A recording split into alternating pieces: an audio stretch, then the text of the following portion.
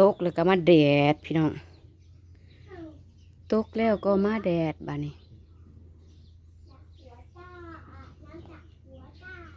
มาพี่น้องมาพอถึงเวลาเสบียงอาหารเราก็พร้อมมาเบิ่งตัวนี้พี่น้องมาเบิ่งหมอเขานี่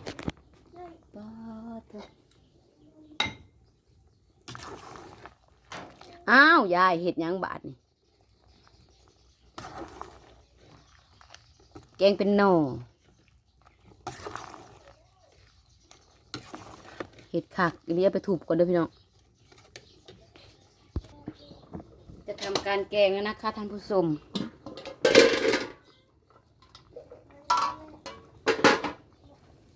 หอมซ้อนค่ะก่อนเลยจองปลาทีเลยหอมซ้อนพี่น้องเอ้ยปุ๊บเตรียมหมอ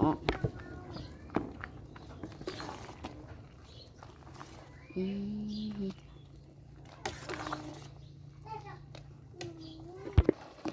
๋ยวเอาพี่น้อง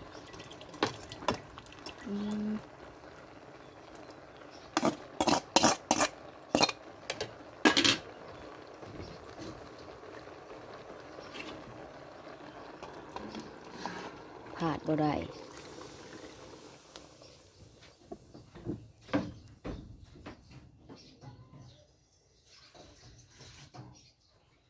อย่าฟาดส้มเลยพี่น้องเด้ออย่าฟาดส้มเด้อคลิปนี้เด้อมึงก่อนมันลายสำเร็จเลยโอ้น้ำโบราณพี่น้องน้ำยานางโบราณเอาน้ำเจ้าแล้วก็สีบวกเขียว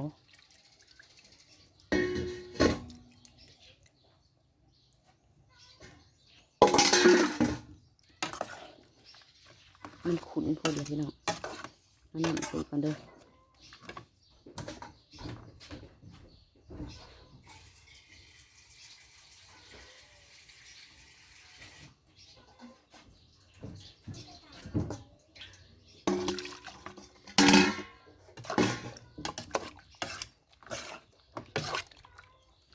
เพื่อเครื่องแกงเพื่อเขาเบื่อเนาะพี่น้องเนาะ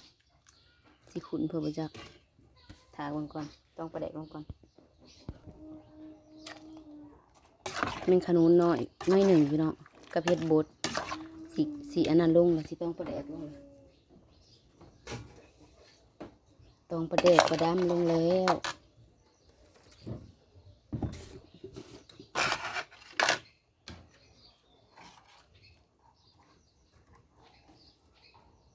รอชมนะคะท่านผู้ชมประเดก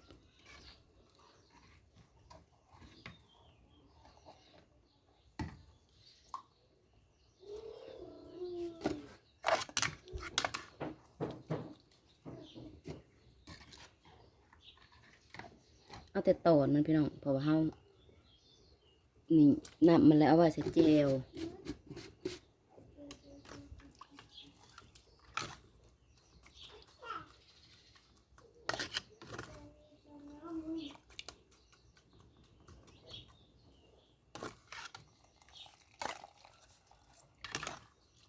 บ่มีเห็ดเข็มเลยยิ่งแม่บริสุทธิ์เห็ดเข็มเลยต้องประเด็นแดงเขาจังเอาข้าวเบื่อลงตัวเอาข้าวเบื่อลงแล้วมันขุ่นมันตองน้ำประเดกบ่ได้สูตรเก่าสูตรเดิมพี่น้องตั้งแต่เห็ดคลิปมากับสูตรเก่าสูตรเดิมคือเก่าเห็ดข้าวเบื่อก็ได้พี่น้องเด้อ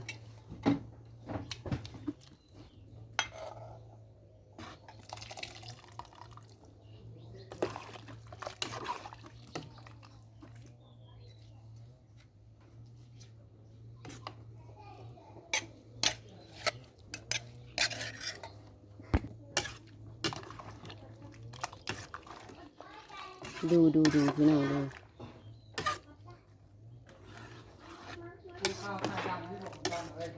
หัวดำ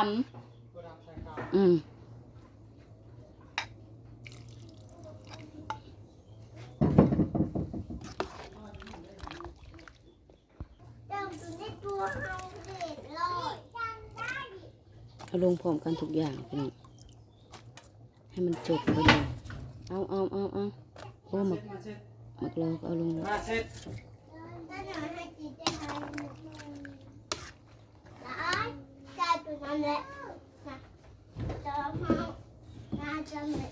โอ้ยปลาขยงเนาะจะมาสาดสูเนาะ หาย เป็นปลาสาดสูใส่เนาะปลาหน้าหม้อใส่แล้วว่าปลาหน้าแล้วก็ใส่เลย ใช่ที่ใช่บอสลิปนะโบแม่นอันนั้นนะโบแม่นจะใช่นะ พี่น้องบ้านได้ใส่แป้งนัวใส่กันเด้อ ใช่สลิปเราใช่ผสม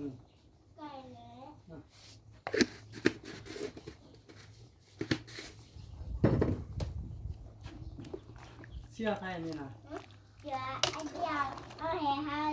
โบใช่กี่ยาก ปิดไว้พี่น้องปิดไว้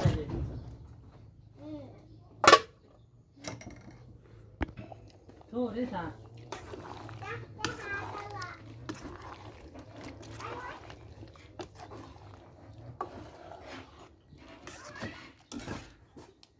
พอดีน้ำพอดีตอนยังคิ้วขอเบื่ออยู่พี่น้องยังเห็ดยังบ่ได้หากปลานางได้เห็ดเค็มมาได้ป้าขุนแบบนี้ตะเคียวอ่ะโอ้ยังท้องเขาเบื่อเราแหมหมอเราไปจักพี่น้องปิดไว้แล้วก็เปิดมาคนเป็นระยะพี่น้องเพราะว่าเขาเบื่อมันสิแหมก้นมันสิโบเวิร์กขนาดนี้ก็ยังแหมขนาดสิคนตลอดไล่มันก็สิโบโพดอะไรเขาบ่ได้ไปเฮ็ดเวียกเป็นงานบ่ซะเนาะ ไร เขาลงปีแล้วลงปีอีหลีป้าพี่น้องจักสิได้คนหมักโพดก็สิคือเจ้าน่ะ3 ปีก็บ่เปลี่ยนหูโพดไฟ มันบวกขึ้นไหวครับ ตอนนั้นนอนมีผม มันก็ยังบ่เปื่อยได้พี่น้องแซ่บเดี๋ยวได้พี่น้องแซ่บดื้อกันนั้นเนาะ โอ้ยตื่นน้ำอีกก็บ่หมักยันอีพ่อหายถ้าบ่หมักขุนแซ่บอยู่แซ่บแล้วเนาะคันเอาจืดมันผัดบ่แซ่บมันผัดมันบ่เป็นอันนึงอันหน่อไม้มันบ่เป็นกลิ่นหน่อไม้หั่นเด้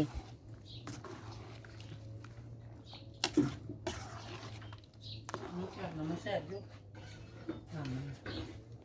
พี่น้องเอ้ยยังคือแซ่บแท้นี่แบบหน่อไม้กับแบบบ่ได้จืดคักคันนี้พี่น้องมันยังมีกลิ่นหน่อไม้อยู่หั่นเด้ป้าตกเฉพาะมันเหมาะจังนั้นโฟดเขี่ยทานเมื่อกี้ลืมสัตว์แน่นอนพัวไปจำเจียวถาหรือพัวนะ ไอ้รถมันจับแบบยำตำแก้วแล้วเลยนะ บ้าแซ่บๆหนึ่งเห็ดเค็มมาลงเด้ปะนางเอ้ย จบนั่นกับบุ้ง เขาไปเอาจอกแก้วเข้ามาว่าให้ผู้ใหญ่ แต่ว่าไม่ถ้าตุ้ยเชี่ยวมันน่าหมดจับบ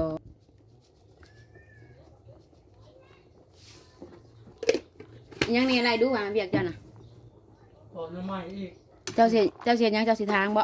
เจ้าสีทางก่อนนั่น เขายาวที่แตกไปผมมาบด ถ่ายเห็ดเค็มพี่น้อง ตอนน้ำใหม่บดท่านตัวนี้แล้วก็ทมท่านตัวนี้เอาเครื่องลงให้งัวแล้วก็ไปตัดห้าวหัวแล้วก็คูดอันนี้พอแห้ง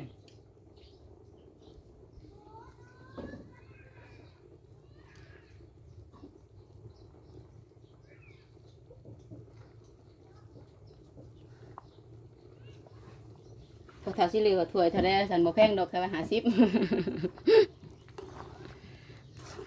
น้ำมันสดๆได้นี่พี่น้อง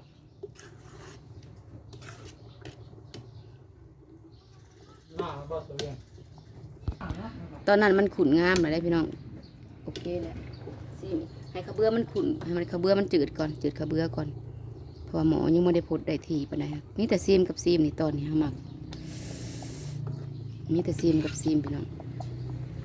น้ำยานางกูอย่าเคี้ยวพี่น้องยานางน้อยเดียวนึง